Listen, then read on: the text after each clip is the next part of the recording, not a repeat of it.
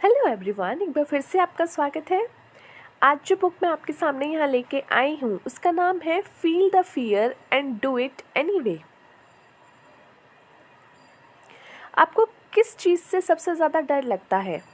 ऐसी कौन सी चीज़ है जो आपको अपने सपने को पूरा करने से और उन चीज़ों को हासिल करने से दूर कर रही है जो आप करना चाहते हैं? क्या आपको लगता है कि आप एक जगह अटक गए हैं जहाँ से आप एक कदम भी आगे बढ़ा नहीं पा रहे? अगर हाँ, तो मैं आपको बता दूं कि बस एक शब्द है जो आप पर इतना बोझ डालता है और ये हमारे साथ हर जगह मौजूद होता है। जब तक हम उसे गहराई से महसूस नहीं करते तब तक इस बात को एक्सपर्ट नहीं करना चाहते कि वो मौजूद है। और वो खतरनाक शब्द है फियर, यानी डर। इस बुक में आप सीखेंगे कि डर की पहचान कैसे करें और ये हमारी ज़िंदगी पर क्या क्या असर डालता है। आप डर का सामना करना और उसे कंट्रोल करना भी सीखेंगे। डर के कारण जो चीज़ें आपसे छूट रही हैं आप उसे भी एक्सपीरियंस करना सीख जाएंगे। इस बुक के अंत तक आप खुद को पेपर्स, मीनिंग्स और प्यार के साथ एक अलग अलग अंदाज में देखने लगेंगे। अगर आप अपनी ज़िंदगी बदलने के लिए तैयार हैं तो हमारे साथ अंत तक जुड़े रहें और आप देखेंगे कि जिन चीज़ों को आपको सबसे ज़्यादा डर लगता है उन्हें एक्सेप्ट करने में कितना फ़र्क पड़ता है। आप किससे डरते हैं और क्यों? डर ही वो कारण है जिसकी वजह से हम उस खुशी को एक्सपीरियंस नहीं कर पाते जिसकी तलाश में हम लगे रहते हैं। ज़िंदगी अपनी प्लेट में हमें क्या कुछ सर्व करती है उस पर हमारा कोई कंट्रोल नहीं है, लेकिन अगर वो कोई दर्दनाक एक्सपीरियंस भी हुआ तो हम उसे सहने लायक तो बना ही सकते हैं। तो आइए पहले डर को समझते हैं। डर के 3 लेवल होते हैं। लेवल 1 वो चीज़ें हैं जो सच में होती हैं और जिसके लिए एक्शन लेने की ज़रूरत है। लेवल 2 में ईगो जैसे इमोशंस शामिल होते हैं, जैसे रिजेक्शन, फेलियर, इमेज खराब होना, उस सब का डर और असहाय महसूस करना। लेवल 3 है सबसे बड़ा डर, जिसमें ये सोच आ जाती है कि मैं इसे हैंडल नहीं कर सकता। आप फ्यूचर के बारे में कोई भविष्यवाणी नहीं कर सकते, इसलिए आपको कभी भी बिना कोशिश किए नहीं कहना चाहिए कि मैं इस प्रॉब्लम को हैंडल नहीं कर सकता। खुद पर विश्वास करने से और अपने डर से भागने के बजाय उसका सामना करने से आप किसी भी मुश्किल को पार कर सकते हैं। आइए एक कहानी से समझते हैं। एक आदमी अपने बचपन के दिनों को याद कर रहा था। रह रहकर उसे बस अपनी माँ का ख्याल आने लगा। जब भी वो घर से कहीं बाहर जाता तो उसकी माँ कहती, बेटा अपना ध्यान रखना। वह आदमी सोचने लगा, इस सिंपल से शब्दों में कुछ मैसेज छुपा है।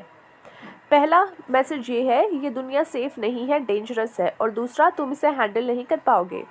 लेकिन उस वक्त वो आदमी एक नादान बच्चा होने के कारण कभी इसका सही मीनिंग समझ ही नहीं पाया। उसकी माँ सिर्फ इस बात से चिंतित थी कि अगर उसके बेटे को कुछ हो जाता है तो वो उसे की रक्षा के लिए वहाँ मौजूद नहीं होगी। इसी तरह सालों बीत गए। बच्चा अब बड़ा हो गया था, लेकिन अब भी बाहर जाते समय उसकी माँ उसे कहती, बेटा सावधान रहना, अपना ध्यान रखना। बड़े और मैच्योर होने के बाद जाकर वो अपनी माँ की बातों को गहराई से समझ पाया। असल में वो ये कहना चाहती थी कि अगर उसके साथ कुछ बुरा हो जाए तो वो खुद को संभाल नहीं पाएगा और टूट जाएगी। एक दिन उसकी माँ बहुत बीमार हो गई। उसे तुरंत आईसीयू में एडमिट करवाया गया। एक मेजर ऑपरेशन के बाद जब वो आदमी अपनी माँ से मिलने गया तो उसके नाक और गले में पाइप लगी हुई थी।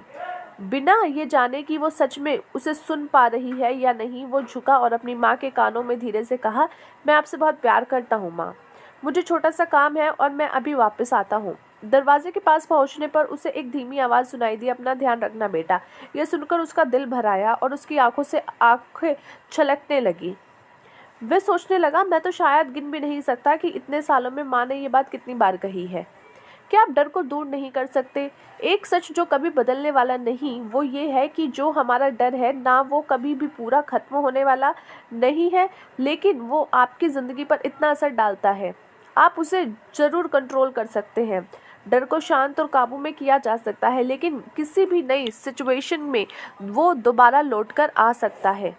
ये एक साइकिल की तरह है जो फिर से शुरू हो जाएगा जब तक आपको इसकी आदत नहीं हो जाती। जो लोग एंटरटेनमेंट और पब्लिक सेक्टर में काम करते हैं वो भी इस डर को एक्सपीरियंस करते हैं, चाहे आप कोई भी हो। हम सभी इस डर को महसूस करते हैं, इसलिए वो चीज़ें करना जो आपको कंफर्ट जोन से बाहर हो कुछ हद तक आपको डर को कम कर सकता है। एक औरत थी जिसका हाल ही में तलाक हुआ था। तलाक होने से पहले वो हर चीज़ के लिए अपने पति पर डिपेंडेंट थी।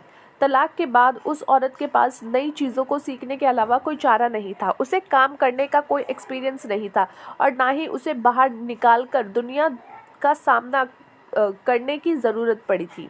वो बहुत डरी हुई थी, लेकिन उसने चीज़ों को बीच में छोड़ा नहीं। वो नई चीज़ें सीखने लगी। इस वजह से धीरे धीरे उसमें सेल्फ कॉन्फिडेंस डेवलप होने लगा। हर दिन उसने कुछ नया सीखा। अपने दम पर प्रॉब्लम को हैंडल करने की एबिलिटी ने उसको डर को कम करना शुरू कर दिया। लेकिन जब भी वो नया कुछ सीखती तो नया एक्सपीरियंस करती तो वो डर लौट आता था। लेकिन उसकी खासियत यही थी कि वो अपने डर से डर कर पीछे नहीं हटी, क्योंकि वो जानती थी कि जब तक वो भागना बंद नहीं करेगी तब तक ये डर उसे भगाना बंद नहीं करेगा। तो उसने सोचा कि अगर किसी को भगाना ही है तो क्यों ना डर को भगाया जाए।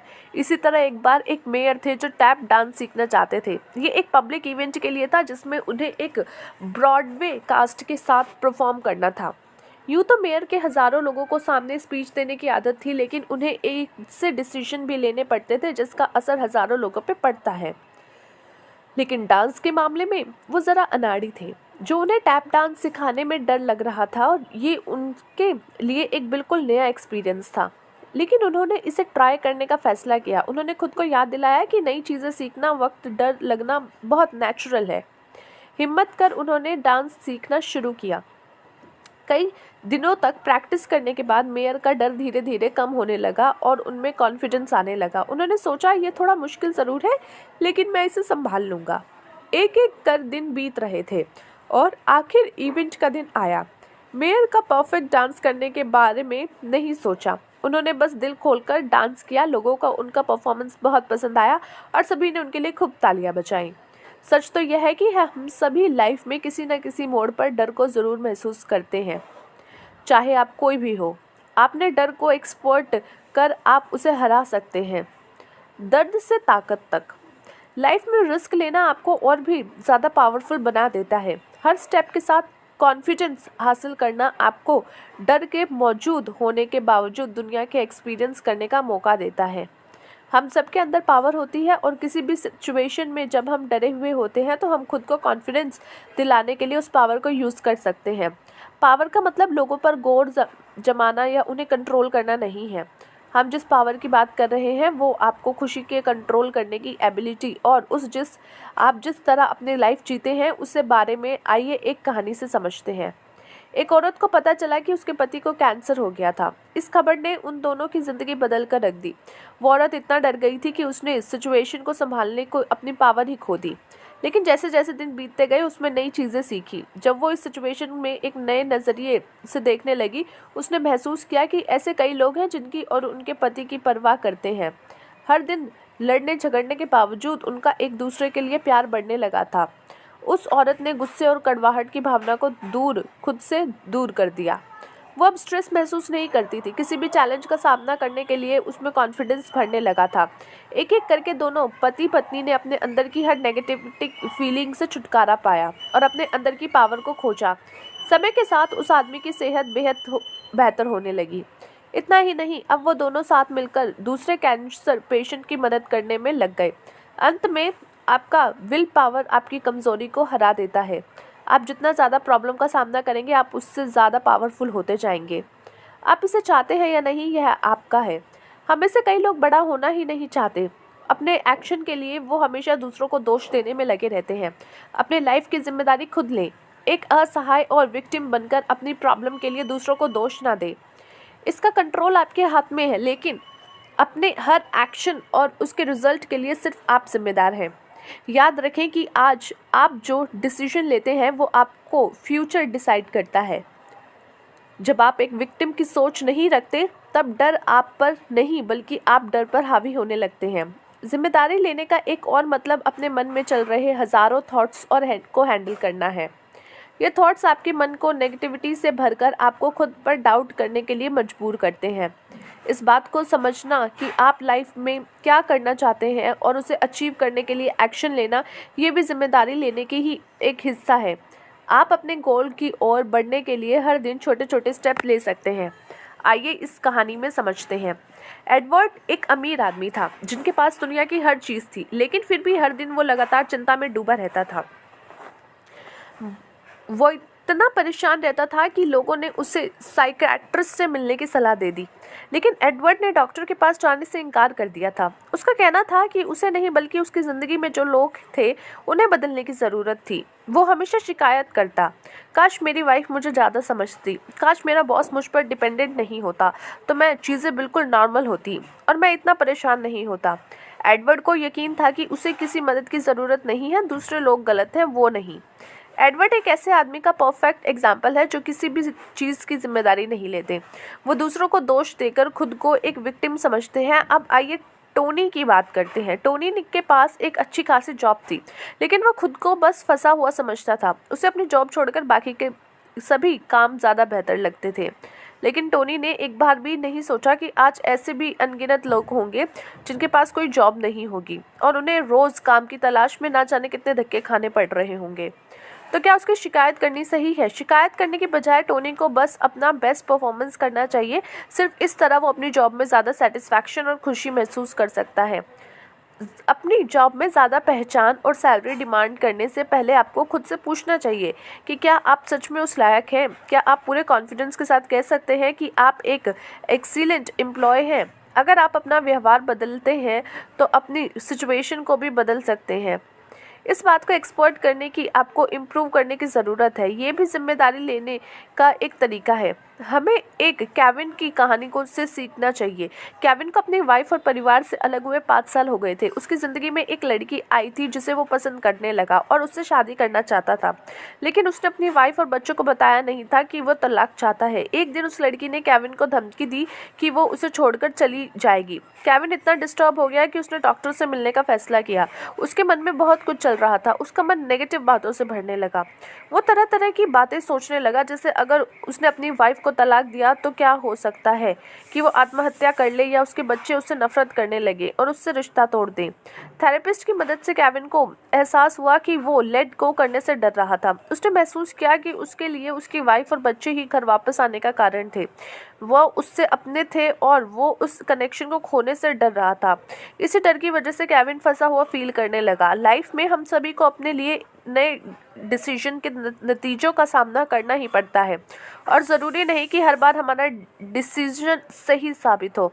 इसलिए इससे बचने के एक ही उपाय है कि अपनी गलतियों को एक्सपर्ट कर उससे सीखना चाहिए ताकि हम उस जगह अटके ना रहें और आगे बढ़ सकें। पॉलियाना की सवारी फिर से। पॉलियाना एक ऐसी बच्ची की कहानी है जो हर सिचुएशन में पॉजिटिव पहलू को देखने में विश्वास करती थी। पॉलियाना प्रिंसिपल की शुरुआत उसी से हुई थी, लेकिन कुछ लोग कहते हैं कि हमेशा पॉजिटिव बने रहना नासमझी और अनरियलिस्टिक है। क्या आप भी ऐसा मानते हैं? सच तो यह है कि नेगेटिव एक्सपीरियंस में कुछ पॉजिटिव ढूंढना खुश रहना का उपाय है। जब आप अपने मन में चल रही नेगेटिव बातों को सुनना बंद कर देते हैं तब आप उन्हें जीतने लगते हैं। आप में ये अपने डर को कंट्रोल करने की पावर आ जाती है। इस चैप्टर में आप सीखेंगे कि नेगेटिव को कैसे ख़त्म किया जाए। आपके मन में चल रही आवाज़ें आपको ऐसी सिचुएशन के बारे में सोचने पर मजबूर करती है जो असल में मौजूद नहीं है। ये आपकी पावर को एक लिमिट में रोककर आपको डर से भर देती है। पॉजिटिव थॉट के साथ इन आवाज़ों से लड़ने की कोशिश करें। ऐसा करने से आप दोबारा अपना कंट्रोल हासिल कर लेंगे। जब हम किसी चीज़ को बार बार करते हैं तो वो हमारी आदत बन जाती है और हम ऑटोमेटिकली उसे करना शुरू कर देते हैं। इसलिए इस पॉजिटिव थिंकिंग को हर एक हैबिट में बदलें। हाँ, ऐसा भी समय आएगा जब आप खुद दुखी और हारा हुआ फील करेंगे, लेकिन तब आपको दोबारा खड़े होकर लड़ना होगा। आइए इसे समझते हैं। जीन और मैरी 2 हाउसवाइफ थी। हार्ट अटैक की वजह से दोनों के पतियों की अचानक मौत हो गई थी। उनमें से एक ने खुद को संभाल लिया जबकि दूसरी ने डर के सामने हार मान ली। जीना को कई लोगों ने सालों तक सांत्वना और सहानुभूति दी, लेकिन एक पॉइंट आने पर सभी लोग उसे डिप्रेस मूड में तंग आने लगे। कोई भी अब उसके साथ नहीं रहना चाहता था। जीना सोचने लगी कि अकेले होने के बाद एक औरत को वो सपोर्ट नहीं मिलता जिसकी उससे ज़रूरत होती है। उसने ये भी मान लिया था कि उसे दोबारा कोई साथी नहीं मिलेगा और उसके पति के जाने के बाद वो कभी खुश नहीं रह पाएगी। आखिर में यही जीना का सच बन के रह गया, क्योंकि उसका एटीट्यूड और रवैया ही नेगेटिव था। उसके पति बेसिक ज़रूरतों को पूरा करने कि जितना ही पैसा उसके लिए छोड़ गए थे, जीना ने फैसला किया कि वो उससे छोटी सी रकम से खुद ही को सपोर्ट करेगी, क्योंकि उसके जैसे हाउसवाइफ को जॉब मिलना नामुमकिन था। जीना कई जगह इंटरव्यू भी देने लगी, लेकिन उसमें ना कोई जोश था ना कोई उमंग। वो एक सुस्त इंसान लग रही थी, जिस वजह से उसे कहीं भी हायर नहीं किया गया। जीना ने अपनी नेगेटिव थिंकिंग के बारे में अपने लाइफ को दुख भर लिया था। दूसरी ओर मैरी की ज़िंदगी के प्रति एक अलग ही नज़रिया था। उसने पॉलियाना प्रिंसिपल को अप्लाई किया। उसके पति के गुजरने के बाद वो कई दिन बेहद उदास और दुखी थी, लेकिन उसके बाद उसे हिम्मत कर खुद को संभाला। मैरी एक ऐसी शख्स थी जो बुरे से बुरे हालात में भी कुछ ना कुछ अच्छा और पॉजिटिव ढूंढ ही लेती थी। उसके पति ने भी उसके लिए कोई बड़ी दौलत नहीं छोड़ी, लेकिन जीना ने अलग उससे बाहर जाकर अपने कदम पर पैसा कमाने का पक्का इरादा कर लिया था। उसे भी जॉब करने का कोई एक्सपीरियंस नहीं था, लेकिन मैरी ने सोचा कि मुझे कहीं ना कहीं जॉब तो मिल ही जाएगी। उसने चंदा इकट्ठा करने वाले एक इवेंट में अपनी मर्जी से नाम लिखवाया। हालांकि यह चैरिटी का काम था, लेकिन उसे ये काम बहुत पसंद आया, इसलिए उसने एक चैरिटी ऑर्गेनाइजेशन में पैसा इकट्ठा करने वाले क्लर्क की पोजीशन के लिए अप्लाई किया। और कमाल की बात तो तब हुई जब उसे के पास सिलेक्शन की कॉल आई। मैरी बहुत खुश हुई। उसे इससे पहले कभी इतनी अच्छा महसूस नहीं हुआ था। वो अब भी अपने पति को बहुत मिस करती थी, लेकिन उसने इस बात को एक्सेप्ट कर लिया था कि ज़िंदगी कभी रुकती नहीं, इसलिए आगे तो बढ़ना ही पड़ेगा। जिस तरह वह एक सिक्के के दो साइड होते हैं, ठीक उसी तरह ज़िंदगी में हर सिचुएशन के दो पहलू होते हैं, एक पॉजिटिव और एक नेगेटिव। मैरी ने पॉजिटिव साइड को देखना चुना, इसलिए लोग उसके साथ रहना पसंद करते थे। सब उसकी तारीफ करते कि कैसे उसने अपने दुख से बाहर निकलकर खुद को एक ब्रेव और सक्सेसफुल इंसान बना लिया था। मैरी ने एक दुखद घटना में भी हिम्मत नहीं हारी और उसे एक मौके के रूप में देखकर आगे बढ़ने की और कदम बढ़ाया। अगर मैरी ने अपने पति को खोया नहीं होता तो शायद वो कभी नहीं जान पाती कि वो अपने दम पर कितना कुछ अचीव कर सकती है, जब वे नहीं चाहते कि आप आगे बढ़ें। जब किसी इंसान के पास एक स्ट्रॉन्ग सपोर्ट सिस्टम होता है तो वो उसे पावरफुल बना देता है। हमारे आसपास ऐसे कई लोग हैं जिन्हें देखकर हमें इंस्पिरेशन और मोटिवेशन मिलती है, जिससे हमारा कॉन्फिडेंस बढ़ता है। जैसे जैसे हम बड़े होते जाते हैं, हम खुद को नेगेटिव लोगों से बात करने लगते हैं, क्योंकि ये नेगेटिविटी जल्दी हमें अपने चपेट में ले लेती है और हमें अपनी लाइफ में नेगेटिव एनर्जी बिल्कुल आने नहीं देनी चाहिए। जब कोई इंसान पॉजिटिव एनर्जी से भरा होता है तो वो अपनी लाइफ में पॉजिटिव एनर्जी से भरे लोगों की तरफ अट्रैक्ट होने लगता है। आपकी एनर्जी जैसी होगी, आप वैसे ही लोगों को अपनी लाइफ में अट्रैक्ट करते हैं। ऐसे लोगों का साथ चुनें जो आपको खुलकर अपनाते हों, आपका कॉन्फिडेंस बढ़ाते हों और गलत लोगों पर आपको सही रास्ता दिखाने पर जज्बा रखते हों। अगर कोई आपके साथ बुरा बर्ताव करता है तो उसे अनदेखा ना करें, बल्कि जल्द से जल्द उसे बात कर सुलझाने की कोशिश करें। डोरिस एक कॉलेज स्टूडेंट थी जो इतनी शर्मीली थी कि हर दिन उसके पति को उसे क्लास तक छोड़ना पड़ता था। उसका पति भी डोरिस के लेक्चर खत्म होने तक इंतजार करता था, क्योंकि वो जानता था कि वो अकेले होने से बहुत डरती है। अगर डोरिस को क्लास में कुछ बोलने के लिए कहा जाता तो वो घबराहट होने लगती और पैनिक अटैक आने लगते। उसके प्रोफेसर ने इस बात को नोटिस किया। डोरिस की मदद करने के लिए उन्होंने डोरिस को पैराडोक्सिक इंटेंशन नाम की एक टेक्निक परफॉर्म करने के लिए कहा। इसका सीधा सा मतलब ये था कि डोरिस को वो काम करना होगा जिससे वो डरती है। डोरिस इसके लिए राजी नहीं थी, लेकिन प्रोफेसर ने उसे इंकरेज किया। उन्होंने डोरिस से कहा कि वो पैनिक अटैक होने पर उसे रोकने की कोशिश ना करे, ताकि पूरी क्लास उसे अटैक का गवाह बन सके। लेकिन डोरिस ऐसा नहीं कर पाई। वो उसे जिस सिचुएशन में हंसने लगी, जिसे देखकर पूरा क्लास उसके साथ हंस पड़ा। बस यही डोरिस के लिए टर्निंग पॉइंट साबित हुआ। हर हफ्ते उसमें प्रोग्रेस होती जा रही थी। अब वो अपने क्लास के दोस्तों के साथ मिलकर असाइनमेंट पर काम करने लगी थी। कुछ महीनों बाद वो अकेले शॉपिंग करने लगी, यहाँ तक कि अकेले ट्रेन में ट्रैवल भी करने लगी। एक दिन उसने अपने प्रोफेसर से कहा कि अपने पति की वजह से निराश थी। उसने बताया, मैं जैसा जैसा इम्प्रूव कर रही हूँ, मेरे पति मुझे दबाने की कोशिश कर रहे हैं। मैं जब भी बाहर निकलने के लिए खुद को मेंटली तैयार करती हूँ, वो मुझे उस खतरों के बारे में बताने लगते हैं जिसका मुझे सामना करना पड़ेगा। जब मैं उन चीज़ों के लिए सेलिब्रेट करती हूँ जो मुझे अचीव की है, तो वो मुझसे दूर होने लगते हैं। इससे पता चलता है कि डोरिस के पति को उसकी सभी आदतों और एटीट्यूड में हो रहे बदलाव से खतरा महसूस हो रहा था। वो डोरिस जो कभी भी उस पर डिपेंडेंट हुआ करती थी, अब वो अपने कदम पर जीना सीखने लगी थी। दोनों ने इस प्रॉब्लम को हल करने का फैसला किया। वो दोनों दूसरे की ज़रूरतों को समझते थे। अब डोरिस पहले की तरह डर डर कर नहीं जीना चाहती थी। इसलिए उसके पति ने बात को समझकर खुद एडजस्ट करने का वादा किया। उसने साफ साफ कह दिया कि वो सब उसे खोने से डरता था। डोरिस के पति ने खुद को बदलने की पूरी कोशिश की। उसे कुछ वक्त लगा, लेकिन उसने आखिर में ऐसा कर दिखाया। अब वो डोरिस का सबसे बड़ा सपोर्टर बन गया था। नो लॉस निर्णय कैसे ले। लाइफ में डिसीजन लेना किसी चैलेंज से कम नहीं है, लेकिन लंबे समय में इसे आसान और ज़्यादा इफेक्टिव बनाने का एक तरीका है। इस बात को हमेशा याद रखें कि ट्राई करके फेल होना कभी भी ट्राई ना करने से कहीं ज़्यादा बेहतर होता है। जब आप कोशिश करते हैं और फेल हो जाते हैं तो कम से कम आप उसे प्रोसेस में कुछ सीखते हैं। कम से कम आपको एक चीज़ से ऐसे तरीक़ों के बारे में पता चलता है जो काम नहीं करता। उसके बाद आप एक नया तरीका आजमा सकते हैं। बस अपने गोल को फोकस कर डट कर लगे रहें। ये आइडियल डिसीजन लेना आसान और इफ़ेक्टिव बनाता है, लेकिन कैसे? क्योंकि कम से कम आप डर के आगे एक जगह से सोचकर अटके तो नहीं रहेंगे कि आपको आगे बढ़ना चाहिए या नहीं। फेलियर से डरो मत, क्योंकि ये सक्सेस की जर्नी का एक हिस्सा है। दुख की बात तो तब होती है जब आप कोशिश करने की हिम्मत भी नहीं करते। इमेजिन कीजिए कि आप सालों तक यही सोचते रहे कि अगर ऐसा हो गया तो, अगर वैसा हो गया तो, तब आपको बाद में पछतावा होगा कि आपने एक बार कोशिश भी नहीं की। इसलिए ट्राई करना और फेल होना एक नो लॉस डिसीजन कहलाता है। फेल होने के बावजूद भी आप अपनी गलतियों से कुछ ना कुछ ज़रूर सीखते हैं। एलेक्स एक लॉ स्कूल का स्टूडेंट है जो अपने पिता का बहुत सम्मान करता था, इसलिए उसने अपने रास्तों पर चलने का फैसला किया और लॉ स्कूल में एडमिशन लिया। 2 सालों तक उसके बहुत कुछ अच्छे ग्रेड्स आए, लेकिन फिर एलेक्स लॉ के प्रोफेशन के बारे में दोबारा सोचने लगा। उसने महसूस किया कि वो हमेशा झगड़ों और बहस के बीच में नहीं रहना चाहता था। एलेक्स लोगों की मदद करना चाहता था, लेकिन एक अलग तरीके से। उसे लगता था कि एक लॉयर बनने के लिए वो बहुत नरम दिल है। इसलिए एलेक्स ने साइकोलॉजिस्ट बनने का फैसला किया। उसके पिता ने करियर बदलने के फैसले में उसका सपोर्ट कर आशीर्वाद दिया, लेकिन उन्होंने एक शर्त भी रख दी, वो उसकी पढ़ाई का खर्च नहीं उठाएंगे। इसलिए एलेक्स दोबारा सोच में पड़ गया, लेकिन वो अपने फैसले पर अडिग खड़ा रहा। उसने लॉ स्कूल छोड़कर साइकोलॉजिस्ट के स्कूल में एडमिशन लिया। लोग उससे कहते थे कि उसने 2 कीमती साल यूं ही बर्बाद कर दिए, लेकिन एलेक्स को जब यकीन था कि वो लॉयर नहीं बनना चाहता, एलेक्स ने अपनी फीस भरने के लिए पार्ट टाइम काम शुरू कर दिया। उसने कड़ी मेहनत की और अच्छी खासी कमाई भी होने लगी। काम के दौरान उसकी उस लड़की से मुलाकात हुई जो बाद में जाकर उसकी सफ़र बनी। 2 पार्ट टाइम जॉब की मदद से अपनी फेलोशिप कंप्लीट करने के बाद अंत में एलेक्स का डॉक्टरेट की डिग्री मिली।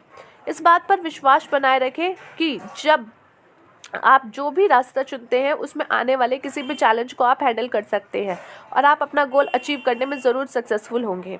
उस रास्ते में आपको फेलियर का भी सामना करना होगा, लेकिन हिम्मत कर दोबारा उठकर आप एक नया रास्ता आजमा सकते हैं।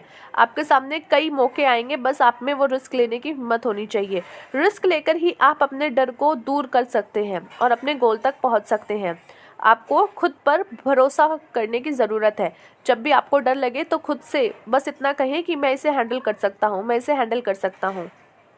इस बुक में आपने सीखा कि कैसे डर हम पर हावी होकर हमें आगे बढ़ने से रोकता है, लेकिन एक सच ये भी है कि ये डर तो हमेशा यहाँ रहने वाला है, लेकिन अगर हमने इसे एक्सपर्ट कर इसका सामना करना शुरू कर दिया तो हम इसे दूर कर सकते हैं।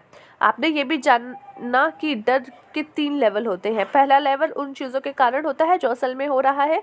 दूसरा लेवल हमारे मन में मौजूद थॉट्स और फीलिंग्स की वजह से होता है। और तीसरा लेवल सबसे बड़ा डर वो जब हम कहते हैं कि मैं इसे हैंडल नहीं कर सकता। आपने ये भी समझा कि हम जब भी किसी नई सिचुएशन में होंगे तो हमें डर लगेगा, लेकिन अगर वो हमें एक कंफर्ट जोन से बाहर निकलते हैं, बहादुर बनने की कोशिश करते हैं और रिस्क लेते हैं तो हम इस डर को और ज़्यादा हरा सकते हैं। आपने ये भी जाना कि आपके अंदर एक पावर मौजूद है। आपके डर को कंट्रोल करने का पावर ही आपकी लाइफ और आपकी खुशियों को कंट्रोल करने का पावर है। आपने अपने ऊपर जिम्मेदारी लेने के बारे में भी सीखा। कभी भी दूसरों को दोष ना दें। आपके साथ जो भी कुछ हो रहा है आपके ही एक्शन का रिजल्ट है। इसलिए अगर आप अपना व्यवहार बदलते हैं तो आप अपनी ज़िंदगी भी बदल सकते हैं। सो आज के लिए यही दोस्तों, मिलते हैं अगली बार एक और नई बुक के साथ। तब तक के लिए take care of yourself and take care of your health.